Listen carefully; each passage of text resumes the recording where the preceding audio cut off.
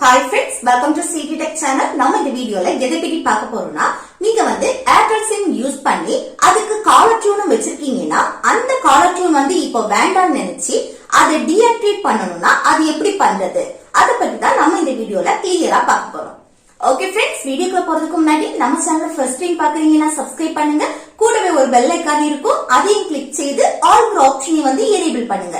அப்பதான் நம்ம சேனல்ல போடக்கூடிய வீடியோஸ் எல்லாமே உங்களுக்கு நோட்டிபிகேஷன் வரும். ஓகே, இந்த வீடியோக்குள்ள போகலாம். ஓகே, இல்ல ஃபர்ஸ்ட் உங்க ஏர்டெல் தேங்க்ஸ் ஆப்பை ஓபன் செய்யுங்க. ஓபன் செய்துட்டு மேல லெஃப்ட் சைடுல இருக்க இந்த 3 லைனை கிளிக் செய்யுங்க. நெக்ஸ்ட் செட் ஹலோ டியூனை கிளிக் செய்யுங்க. நெக்ஸ்ட் இதுல நீங்க ஏர்டெல்ல என்ன காலர் டியூன் வச்சிருக்கீங்களோ அந்த காலர் டியூன் ஷோ ஆகும். அந்த காலர் டியூனுக்கு பக்கத்துல இருக்க இந்த மேனேஜ் ஆப்ஷனை கிளிக் செய்யுங்க.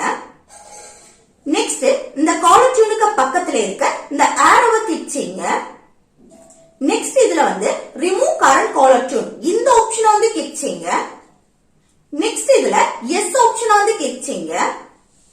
இப்போ deactivating your caller tune show ஆகுது பாருங்க. இப்போ நாம ஏர்டெல் காலர் டியூனை டீஆக்டிவேட் பண்ணிட்டோம். ஓகே फ्रेंड्स, இந்த வீடியோ உங்களுக்கு யூஸ்ஃபுல்லா இருக்கும்னு நினைக்கிறேன்.